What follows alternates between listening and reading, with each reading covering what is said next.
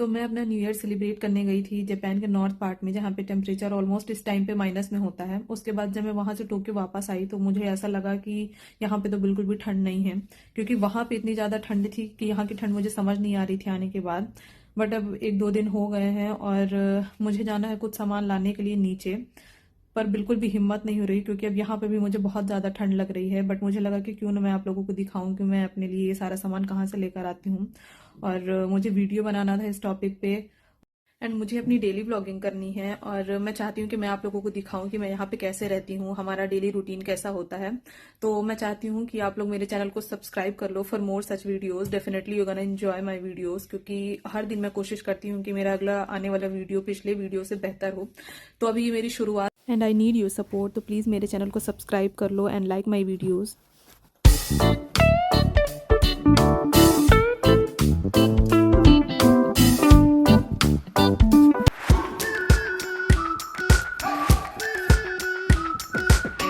We've been waiting for so long. We've been waiting for this time to begin. We ain't getting any older. तो चलिए चलते हैं नीचे। और ये मेरा फ्रंट जो गेट है उसकी गैलरी है। ये देखो लोग क्रिसमस में ऐसे लगा कर रखते हैं। तो लिफ्ट को बुलाते हैं ऊपर और चलते हैं नीचे।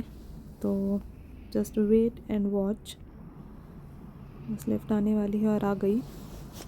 तो मैं जाती हूँ लिफ्ट के अंदर।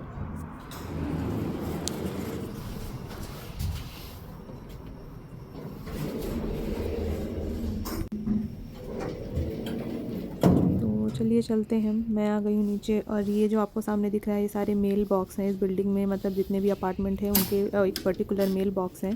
तो जैसे मैं 804 में रहती हूँ तो ये मेरा मेल बॉक्स है और यहाँ पे कोई किसी का भी मेल बॉक्स ऐसे ओपन नहीं कर सकता। तो चलिए चलते हैं। और ये सामने जो आपको बिल्डिंग दिख रही है साइड में जहाँ पे बिग ए लिखा हुआ है, वहाँ से मैं सारी चीज़ें लेती हूँ अपने डेली यूज़ के लिए। तो चलिए चलते हैं अंदर और देखते हैं कि यहाँ पे मैं क्या क्या लेती हूँ और क्या क्या मिलता है।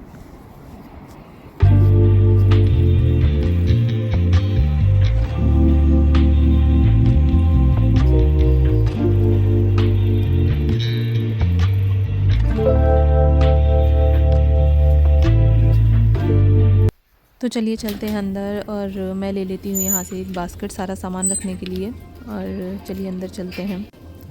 ये देखो आप, ये सारा फ्रूट्स एंड वेजिटेबल वाला सेक्शन है और ये मैंने ले लिया टोमेटो क्रश। उसके बाद पता नहीं ये कोई इनके पिकल्स हैं, पता नहीं इनका टेस्ट कैसा होगा। ये देखो आप, ये गार्लिक है जिस दो डिफरेंट फ्लेवर्स में है। और ये हो गया आपकी अनियन, और ये इनके टाइप्स ऑफ पिकल है, मेरे को नहीं पता। और ये ऐसे इसमें लिखा तो हुआ है कि जैसे अपन वो गुड़ की चिक्की बनाते हैं ना वैसा कुछ, पर पता नहीं कैसा था। पहले एक बार को मुझे लगा मैं लूँ बट मैंने नहीं लिया। और ये था, ये पता नहीं कैसा वाइट नूडल है और मेरे को लगा मैं आप लोगों को दिखा दूँ। फिर ये सारा फ्रोज़न सेक्शन है, यहाँ पे आपको सारी फ्रोज़न चीज़ें मिल जाएंगी जैसे मटर और कॉर्न वगैरह सारी चीज़ें। फिर आप ये देखो, फिर ये देखो साइड में ये डिफरेंट फ्लेवर्ड टी रखी हुई है, आप ले सकते हो। और आप ये रबर बैंड्स, भाई ये सब 100 येन में, इसे आप इंडियन रुपीज़ में कन्वर्ट करोगे तो 60-65 रुपये समझ लो। उसके बाद मुझे लेना था कुछ बोल, और ये देखो ये गिर गया। जब तक ये ना हो तब तक मेरा काम कभी कंप्लीट नहीं हो सकता। और ये सारी चीज़ें जो आपको दिख रही हैं यहाँ पे ये 100 येन में है। मतलब ये सारी चीज़ें इंडिया में आपको 40-45 रुपये में ईजिली मिल जाएंगी, ये सब यहाँ पे 100 येन में मिल रहा है। उसके बाद मैंने करवाई अपनी बिलिंग और देखो ये कितने अच्छे से सामान को अच्छे से अरेंज करके रखते हैं बास्केट में।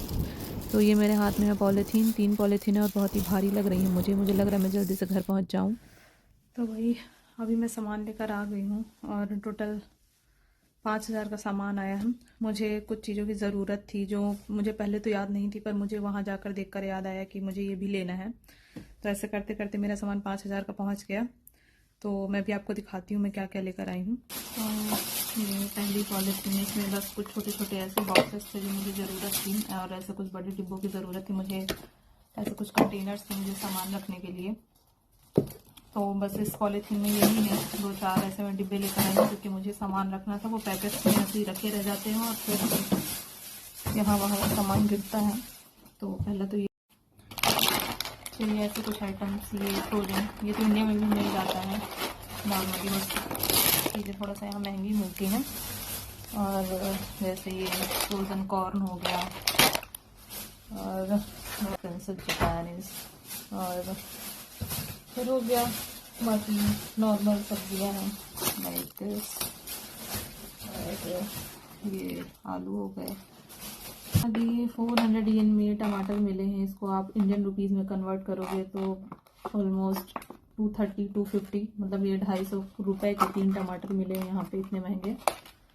तो देख लो आप यहाँ पे भाई जापान में कितनी महंगाई है। उसके बाद मुझे चाहिए थी कुछ बाउल्स और ऐसी छोटी प्लेट्स। काफ़ी दिन से मैं सोच रही थी लेने का, पर फाइनली मुझे दिख गया तो मुझे लगा ले लेना चाहिए। और ये टिश्यूज़ हो गए, आई मीन ये तो फेशियल टिश्यू है। और ये ओरियो। उसके बाद सारी जनरल नेसेसिटीज डेली लाइफ में आपको जो भी ज़रूरत होती है वही सारा सामान है। तो या this is all about my shopping that I did.